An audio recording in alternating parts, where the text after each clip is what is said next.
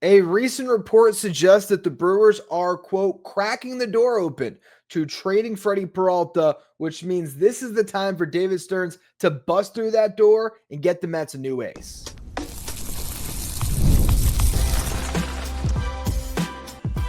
You are Locked On Mets, your daily New York Mets podcast, part of the Locked On Podcast Network, your team every day. Hello to all you amazing Mets fans. You're listening to Locked On Mets, part of the Locked On Podcast Network, your team every day. Thank you for making Locked On Mets your first listen every day, and thank you for making Locked On the #1 sports podcast network. On the show today, we got another report to discuss about Freddie Peralta. Seems like the Brewers are changing their mind about trading their ace. I'll break down that report in the first segment. In the second segment, I want to talk about if the Mets can not only trade for Freddie Peralta, but also extend Freddie Peralta. So we'll go through the numbers and what it would cost to lock him up to a deal now. And then in the final segment, we'll do some mock trades and try to put this whole package together on how the Mets can get Peralta to headline their rotation for this upcoming season and potentially for years to come. Before we get to any of that, though, I'm your host, Ryan Finkelstein. I've been covering the New York Mets on this show since the 2019 season. This is the #1 daily podcast on the New York Mets. Want to find any of my written work, you do so over at justbaseball.com, where I work as the editor-in-chief. Today's episode is brought to you by FanDuel. Right on new customers can bet just $5, and if your bet wins, you're going to get $300 in bonus bets to use across the app. Download FanDuel today. So Ken Rosenthal came out with another notes column on The Athletic where he breaks down what he's hearing right now in terms of free agency and trades and all that good stuff. The second story that is listed after one where he's breaking down Kyle Schwarber's market and how the Reds are interested. That would be a fun one. But he has a heading here, Brewers ponder opening the door on Freddie Peralta. Here's what Rosenthal says. He says, perhaps this was inevitable, but the interest in right-hander Freddie Peralta is so significant. The Milwaukee Brewers are now considering, quote, cracking the door open for trade discussions, according to a person briefed on their situation. Ken Rosenthal then goes on to sort of relay everything that has been previously reported. After Brandon Woodruff had signed the qualifying offer, The Athletic had quoted both Mark Attanasio, their owner, and their GM, Matt Arnold, saying that they were excited about their rotation after Brandon Woodruff had accepted the QO, and that the two pitchers were mutually exclusive from each other. They were not connected in any way. That Woodruff's accepting of the qualifying offer would not at all impact what they were going to do with Freddie Peralta, which was either true or a nice little bit of poker that Matt Arnold was playing there, because maybe all of a sudden the calls started to pour in a little bit more of, really? Like, you sure? And what if we put this piece on the table? What if we put this prospect on the table? And now all of a sudden this widespread interest has the Brewers now sort of leaking, well, to our fan base who was really excited about Freddie Peralta actually getting to free agency all the way through as a Brewer, because he was only making $8 million this upcoming season, so the Brewers could still afford him, unlike when Corbin Burns was due to be a free agent. He was going to make, I don't know, was it $20 million? Maybe it was $16 million. It was at least double what Peralta is about to make. And so they just couldn't afford that final year of Corbin Burns, and of course they wanted to cash in on the asset. Now they're like, well, maybe we should cash in on this asset. Now, Ken Rosenthal goes on to talk about the Dylan Cease contract, which of course was 7 years, $210 million, with a present day value right around $185 million. So an AAV a little over $26 million per. And just describing how Peralta is the same age as Cease, and with him only making $8 million for this season, just how valuable of a trade piece he really is. He mentions how the Brewers rotation still would have Brandon Woodruff, Jacob Misiorowski, Quinn Priester, as well as Robert Gasser, Chad Patrick, Logan Henderson, Tobias Myers, as well as a couple of relievers who could start, Aaron Ashby and DL Hall. So just breaking down how they have all this pitching still in place, even if they traded Peralta. He says how, the Brewers are obviously better with Peralta than without him. And, their best decision could be to keep him and just tag him with the QO and try to collect some draft picks after the season. But they also could trade him. And one of the things that they mentioned is if they are going to trade him, they would like to trade him for controllable starting pitching. So, what do the Mets have? I think they have a lot of controllable starting pitching. And so it would make sense that the Mets could definitely get into the room here on Freddie Peralta, and they could put together a package that gets a deal done. And we'll talk about the potential package more in the final segment. We have touched on it on previous shows. I mentioned a little bit on yesterday's show in passing, but this is an opportunity that I don't think you can pass up on, because you look at the trade market. Joe Ryan probably costs you more in terms of prospects because it's 2 years of team control, not one. Tarik Skubal's probably not going to get traded. Hunter Green is probably not going to get traded according to reports. And there has not been any, actually, we might crack the door open. With those two guys, you have Skubal, who, if the Tigers trade him, it would pretty much cripple their team. If the Reds traded Hunter Green, well, they're giving up 4 years of control. That is such a high bar you have to set to trade Hunter Green. The Mets would have to trade an astronomical price to pry Hunter Green from the Reds. And then the Reds all of a sudden have a massive hole in their rotation on a guy that was only going to make a little over $8 million himself this upcoming season. So if those guys really aren't available, we've already gone through all the other names. We did it on yesterday's show. Okay, now you got Sandy Alcantara. Well, are the Marlins going to trade in division? If not, well, that takes Edward Cabrera off the table too. Mackenzie Gore might not get traded in division. Well, now we're looking at Pablo Lopez, who I like and I talked about on yesterday's show. But Freddie Peralta is a lot better than Pablo Lopez. He's cheaper this upcoming season than Pablo Lopez when it comes to the contract. And you could theoretically extend Freddie Peralta as well and get him at a rate much cheaper now than you would if you tried to sign him a year from now after he finished out this contract with the Brewers or some other team. When you look at the trade market, as I talked about in yesterday's show, Freddie Peralta is the best pitcher available, not named Skubal. And again, if Skubal's not available, that would mean Peralta is, for the upcoming season, the best pitcher you can add. If Freddie Peralta was a free agent, I believe he would have been the top free agent on the board, even better than Dylan Cease, because they're both same age. They both rack up 200 strikeouts per year. Dylan Cease has done it 5 years running, but Peralta has done it 3 years running, and he has done it with a better ERA, particularly last season, where he pitched to a 2.70 ERA compared to Dylan Cease, who pitched to an ERA over 4.5. This is the best pitcher I think the Mets can acquire this offseason. I honestly believe that to be the case. And if you're trying to win a World Series, go get the best that's on the table. So I think the Mets should absolutely do whatever they can to make this trade. And we'll talk about the prospect side of it to close out the show in the final segment. But also, I think there's a unique opportunity here where the Mets can lock in an ace at a contract that allows them to not only pursue Tarik Skubal if they really wanted to next year, but gives them the flexibility to really do whatever they want, gives them the ability to have two relievers on their roster making $35 million between Edwin Diaz and Devin Williams, because they have an ace that might not even be making $25 million per. So I want to talk about contract here and what it would take to sign Peralta. We're going to get to that in just a minute. Today's episode is brought to you by Game Time. The NBA season is back, and honestly, there's nothing better than being in an arena surrounded by fans cheering on your team. But let's be honest, getting tickets, it can be a hassle between queues, login screens, prices that jump at checkout. It can just get frustrating, and that's why I use Game Time, because it's the app that gives the advantage back to the fans. Game Time is fast, it's easy, and it's backed by the Game Time guarantee, so you're always going to get 100% authentic tickets delivered on time and at the best price, plus all the fees are included. So the prices you see are the prices you pay.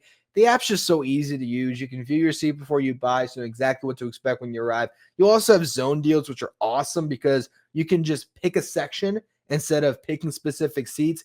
Game Time is going to pick the seats for you, but you're going to get a big discount for doing it. And honestly, it's just the fastest, cheapest, and least stressful way I've ever had or ever used to get tickets to a game. If you're trying to go to a game, download the Game Time app, create an account, and use the code LOCKEDONMLB for $20 off your first purchase. Terms apply. Again, that's promo code LOCKEDONMLB, LOCKEDONMLB for $20 off. Swipe, tap, ticket, go, download Game Time today. Listen up, everydayers. Mark your calendar for Monday, December 8th, because we've got an exciting announcement you won't want to miss. Stay tuned. Dylan Cease just got 7 years and $210 million as a free agent. The average annual value when you factored in the deferrals comes out to about $26 million per, because the present day value was a shade below $185 million. So Freddie Peralta could have looked at that contract and said, you know what? One more year, I'm going to pitch this thing out with the Brewers. We're going to try to win a World Series. And the next year, I'm getting $200 million. But wait a minute. Now you're traded. Now you're on the New York Mets. And all of a sudden, you have a team that has the ability, unlike his current team, to sign you to the big deal now before you throw another pitch. Freddie Peralta has been woefully underpaid in his career because David Stearns signed him to a brilliant extension when he was still the president of baseball operations for the Brewers. This was coming off of a season in his second year in the big leagues, where Freddie Peralta pitched to a 5.29 ERA and was not even an established starting pitcher yet. He was back and forth between the bullpen and the rotation. David Stearns signs him to a 5-year, $15.5 million deal, which bought out his arbitration. And he still had some pre-arb years before he even got to arbitration. The contract came with 2 club options valued at $8 million per. So, over the course of his career, Freddie Peralta right now has only made a little bit north of $20 million. That's it. The 15.5 and the $8 million that he collected this past season. And he's got $8 more million coming his way in 2026, which will bring his career earnings a little over $30 million before he hits free agency, when he will look to get a contract that is, if he pitches up to the level that we just saw for one more year, 7 times as much. But what if you could get $150 million right now? Freddie Peralta is not represented by Scott Boras. He does not have an agent in his ear saying you have to get to free agency. He actually just switched his agency. He's now represented by Aces, who actually was the agency that represented David Wright. They also represent Logan Webb. I mentioned that because Logan Webb wanted to be a Giant, wanted to headline that rotation, and after a season where he was the runner-up for Cy Young and pitched to a 3.25 ERA across 216 innings pitched, he signed a 5-year, $90 million extension. Actually, let me before I actually say that, let me, because the extension kicked in 2024, maybe he signed his extension before that, because it was a bad deal. He signed it he signed in April of 2023. So let me actually look at the stats again. It makes this less egregious of a decision for Logan Webb and Aces, his agency. So he actually signed it after a 2022 season, when actually it's not that much better. He pitched to a 2.90 ERA across 192 and a third innings pitched, and he was 11th in Cy Young voting. Signs the extension in April of 2023, goes on again to finish second in Cy Young, 216 innings, 3.25 ERA. He has led Major League Baseball in innings twice over the last 3 years, and he has led the National League 3 years running. So not a great deal for Logan Webb, who is the best workhorse in baseball, but a great deal for the Giants. Aces let him sign that contract because he wanted to be a Giant, wanted to lock himself into $90 million and not wait out his final 2 years of arbitration. And so there it was, Logan Webb on one of the more affordable contracts in baseball for an ace. You look at other pitchers who have signed extensions before they got to free agency, and we can start to get a contract range for Freddie Peralta.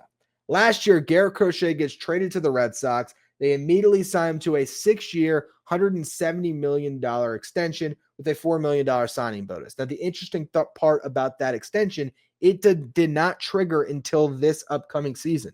So he still only made $3.8 million in salary last year. But now moving forward, he's going to be making $28 million per over the next 5 years. And then he has a final year of that deal where he's going to make $30 million. Garrett Crochet was going into, or actually, he would have hit free agency after his age 27 season. He just pitched his age 26 season. He would have had his age 27 season still in arbitration, and then he would have been a free agent. Freddie Peralta is going to hit free agency after his age 30 season.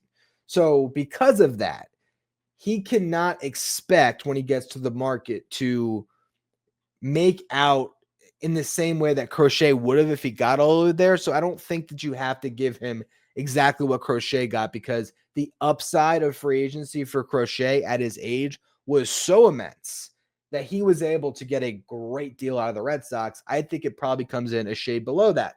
But you look at the AAV of that deal, you're talking around $27 million for, or excuse me, maybe it's, let me do the math on that again. 170 divided by 6. Okay, shade over $28 million for Garrett Crochet. Now you get into another guy who signed an extension, Tyler Glasnow. Gets traded to the Dodgers prior to the 2024 season, has $25 million coming his way. They throw that out. They give him a 5-year, $136.56 million deal. AAV a shade over $27 million per. That's the high end for Freddie Peralta. But there's a lower end too. Luis Castillo gets traded to the Mariners in 2022. Still had one more year of team control in 2023. Would have hit free agency after his age 30 season. So pretty much the same situation as Peralta, other than the fact that he got traded at the deadline instead of in the offseason. Castillo signs a 5-year, $108 million deal with the Mariners that came with a vesting option for $25 million for his 6th year if he pitches 180 innings in 2027. That locked in Luis Castillo at $21.6 million per. Finally, we have a guy we talked about a lot on yesterday's show, Pablo Lopez. He gets traded to the Twins with 2 years left of control, signs a 4-year, $73.5 million deal during his first season with the Twins. Came with a $1 million signing bonus, locked in his final year of arbitration at $8.25 million, and then guaranteed him 3 more years of team control for the Twins, but 3 years of a $21.75 million salary for Pablo Lopez. When you have guys that still have the risk of going out and pitching to get to free agency, and you put a bag in front of them, there's a chance that they accept and they're going to sign a contract that is way more favorable than if you let that player get to the open market. I think the floor for Freddie Peralta as far as a contract extension would be $22 million per, and the ceiling would be $28 million per. And I don't think the Mets would sign him to that ceiling because they have the luxury of saying, okay, well, we think that that's probably what you make if you pitch great for us and hit the market. So we'll just wait till you get there before we're going to guarantee you $150+ million. But if you want generational wealth for your family right now, if you want to take your career earnings and multiply them by 7 times right now, this moment, here's $150 million. And what they can do is they can take the $8 million that he's already getting. They can make that a signing bonus if they want to. So we'll call it $158 million.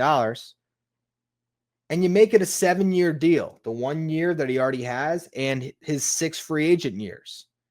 Now, Freddie Peralta, who, if he hit free agency at this very moment, would get the $210 million. Now, all of a sudden, you're signing him to $158 million for the same amount of years, and that average annual value is $22.57 million. Now, at that rate, you have the ability to build around Freddie Peralta in that rotation.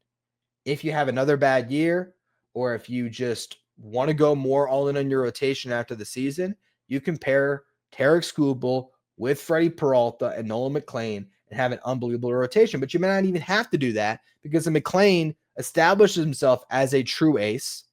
If Jonah Tong has a breakout season, or Brandon Sprode, whoever is left behind after you make this trade, you might not need to go out and shop for an ace because you might have a couple between Peralta and any of the kids that can have that type of a leap. Freddie Peralta would look amazing atop this rotation, and he's a guy that not only can you trade for, you can sign him to a deal. I really think that this would be an opportunity for the Mets to have their cake and eat it too. And what I mean by that is Davis Stearns does not like to give out long-term contracts to starting pitchers. That's been evident. But you can pay below market value for this one because he's still locked into that same contract that Stearns signed him to in 2020. And that gives the Mets leverage in talks. But also, if you're Freddie Peralta and you've only made a little over $20 million in your career, and somebody puts $150 million in front of you and says, you know, that $8 million that you were going to get across the entire calendar year of 2026, here's a check right now. Put that $8 million in the bank right now. Go buy yourself some property in New York. I mean, it makes all the sense in the world to not only trade for Peralta, but just lock him in now and you have that leverage. And you know what? If he wants to bet on himself, if he's like, you know what, I got this far, I'm going to go out there with the Mets. I'm going to strike out 225 batters. I'm going to pitch to a 270 ERA again. We're going to go out and win the World Series, and I'm going to get $250 million as a free agent next year. Awesome. Awesome. He's only making $8 million, which means whatever you're going to trade for him, it's going to be worth it. If he puts up that year, you're going to get a ton of value. You tag him with the QO, and you let him test his market value. If you want to bring him back, you meet that price. If you don't, you turn your attention to Skubal or another pitcher. It is a win-win situation when it comes to negotiating a contract extension with this guy. He's just not with a team right now that has the ability to do so. But for the Mets, you are not only trading for an ace, you are trading for the exclusive negotiating rights with Freddie Peralta to get a deal done that's going to look better, I think, than anything that's going to be signed this offseason when it comes to free agents on the market. Would you rather have Freddie Peralta for 7 years and $160 million, or Framber Valdez, who got to free agency and now might need a 5-year, $150 million deal where he's going to make $30 million per, and he's a couple years older than Freddie Peralta? To me, this is the guy, and it has been the guy for a long time. I've been in on Freddie Peralta for years now, honestly. I remember doing a show a couple years ago where I wanted the Mets to take on Christian Yelich's salary to get Freddie Peralta.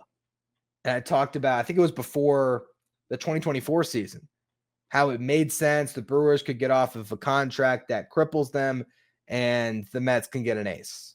I remember, actually, funny enough, in that show, I had a couple scenarios to take on Christian Yelich. I do like Christian Yelich. I know it has not been a healthy last couple of years for him, but at the time, I thought it was a good idea.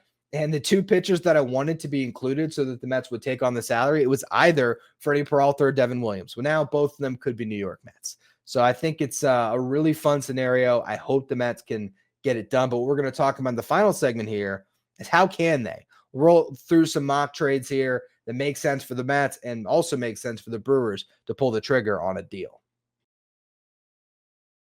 Today's episode is brought to you by FanDuel. The NBA is back, and there's no better place to get in on the action than FanDuel, the official sports betting partner of the NBA.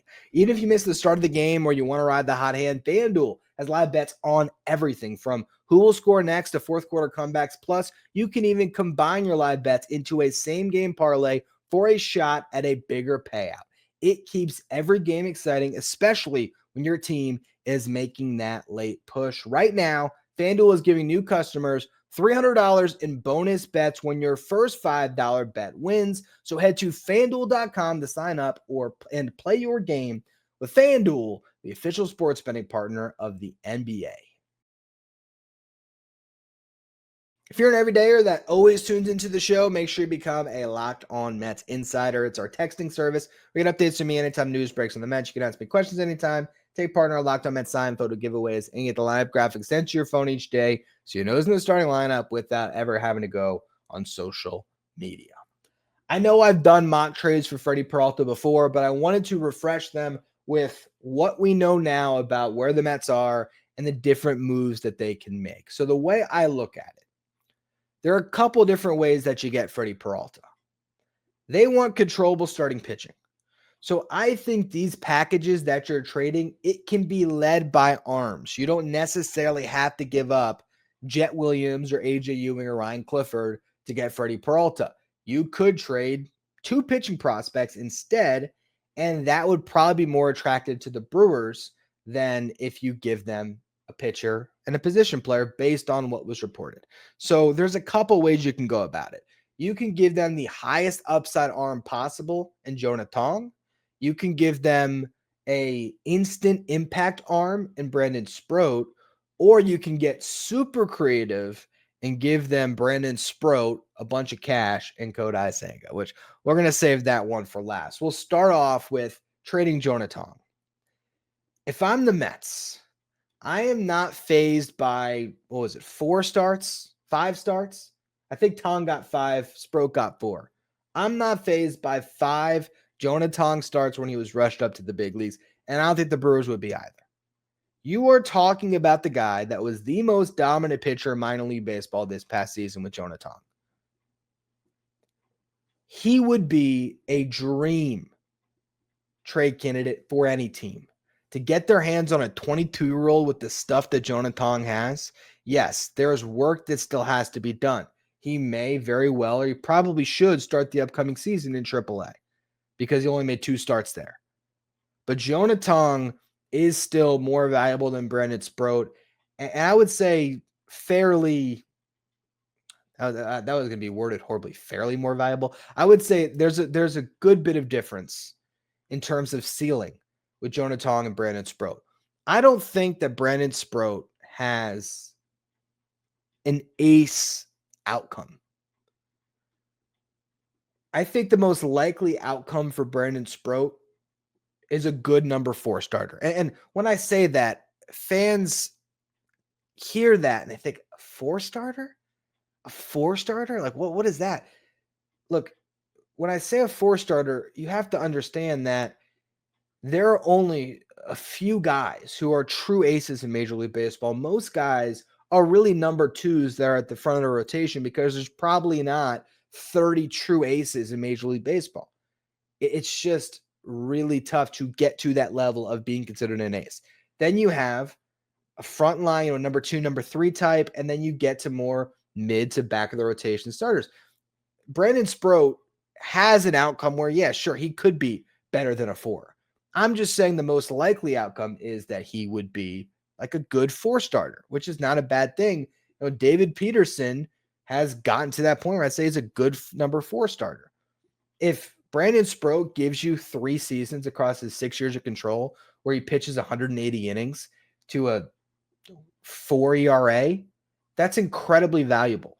So I don't knock that when I say that, and I'm not trying to put him in a box. I mean, Brandon Sproat could be better, but Jonah Tong has the ability to ascend to a level that I don't quite think Sproat does.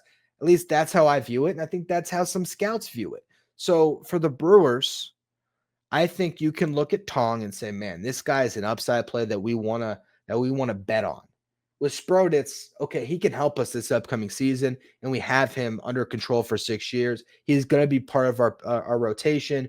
Hopefully, he can ascend to be a middle of the rotation arm, but if nothing else, we got a good back-end starter with Brandon Sproat, and then we can also get something on top of it. So I think the difference is with Jonah Tong, the secondary piece that you trade is not going to be anywhere near what it might be if it's Sproat as the headliner. If it's Jonah Tong, I think you might be able to just include like Luisangel Acuna, giving the Brewers a guy that fits their mold, speedy, great defender, play all over the diamond. But for the Mets, a guy that's pretty expendable. I think it would be very much 6 years of Jonah Tong should be worth close to Freddie Peralta unless the market is just immense for him. And then again, you always could upgrade that second piece if there's so many other prospects that are on the table that are of Jonah Tong's caliber. But I feel like Jonah Tong is as good of a prospect as the Brewers can expect back as a headliner for Freddie Peralta. The upside with Tong is so immense. With Sproat, get high floor, can help you now. But I think if you're going to trade Brandon Sproat, you probably need a top position player prospect to get a deal done, or a secondary arm. Maybe you have to give up on top of that Jack Weninger, who is a guy that could be a top 100 prospect this upcoming season. Jonathan Santucci, another guy that has immense upside. It might be 2 really good pitching prospects, Sproat, and then another one of those guys who are probably still, I think across the board, everyone would maybe come to the consensus that both Weninger and Santucci are top 10 prospects in the system, if not right outside of that. I had them both rounding out my top 10. So that's what I would think it would take if it's just pitching prospects, or it'd be Brandon Sproat, and maybe it's Jet Williams, maybe it's AJ Ewing, maybe it's Ryan Clifford. Williams, Ewing, and Acuna, those are all guys that fit the Brewers mold, but they also need some pop. I think Ryan Clifford would be very attracted to them. I've seen some people mocking Brandon Sproat and Ronnie Mauricio as the package for Freddie Peralta. I don't think that's quite enough.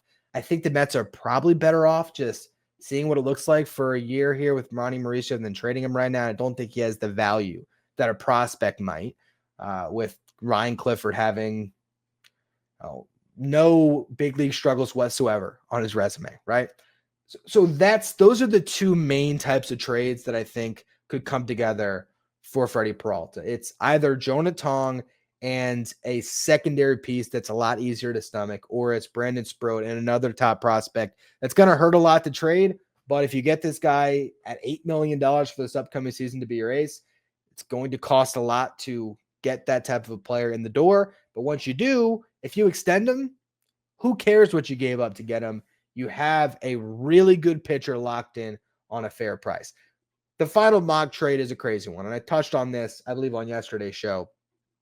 The idea of trading Kodai Senga to the Brewers with cash.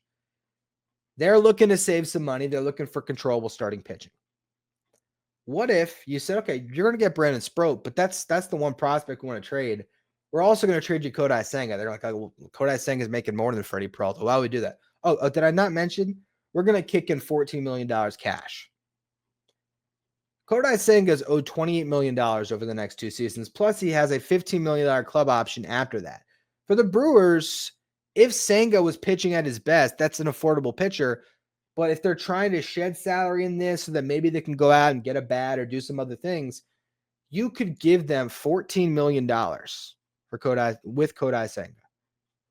You pay down his upcoming salary for this season from $14 million to $4 million. And then you kick in $4 million into his salary for 2027. Now, all of a sudden, the Brewers go from $8 million of Peralta to $4 million for Senga, and they get Sproat. On top of that, Kodai Senga next year would be pretty affordable at $10 million, where either they can keep him in their rotation, or if they didn't want to pay that, they can very easily find a team that would take a flyer on a pitcher with Kodai Senga's upside at only $10 million for the 2027 season. So I think that's a really fun and wild trade where the Mets hold on to a lot of their prospects. They find a package with Senga that works. Yes, they do have to stomach eating some salary, but the way I look at it, even if you were only buying into Peralta as a rental, would you pay Freddie Peralta $22 million for the upcoming season? 100%. 100%. And so that's a financial swing that you can easily justify. It saves you the prospect capital. And for the Brewers, Kodai Senga could be their ace if everything breaks right. Brandon Sproat is a top prospect with 6 years of control that can slot right into the mix immediately. I think that's a really interesting one that the Mets would be able to get behind for sure. And I think if the Brewers like Senga as an arm, and if the Brewers aren't on his 10-team no-trade list, that's a way where you can check off a lot of different boxes. And if you did make that trade, well, now you go into the upcoming season, you got Freddie Peralta, you have Nolan McLean, you got Sean Manaea, you have Clay Holmes, you have David Peterson. That's your 5-man rotation. You held on to Jonah Tong, so you have another high upside arm right there in the waiting. You got Christian Scott. You still have Weninger. You still have Santucci. You still have the depth in your farm system. You gave up on Sproat, the guy that of your top 3 pitching prospects, I think would be the most available this offseason. And it's a new ace. Freddie Peralta is the guy for the Mets. I can't get that point across enough. It makes too much sense. So let's see if David Stearns can pull it off. That's going to be all for this edition of Locked On Mets. There's been some rumors of the Mets sniffing around the center field market. They were once again linked to Luis Robert. They have been linked to Jake Myers of the Astros. So barring some other news or rumors, we might talk about the idea of some center field trade targets that we don't love on tomorrow's show. We'll see exactly where things take us. But that's going to be all for this edition of Locked On Mets. Make sure you follow, rate, and review wherever you get your podcast. Hit that subscribe button if you're watching on YouTube. Thank you for making Locked On Mets your first listener, your first watch every day. And thank you for making Locked On the #1 sports podcast network.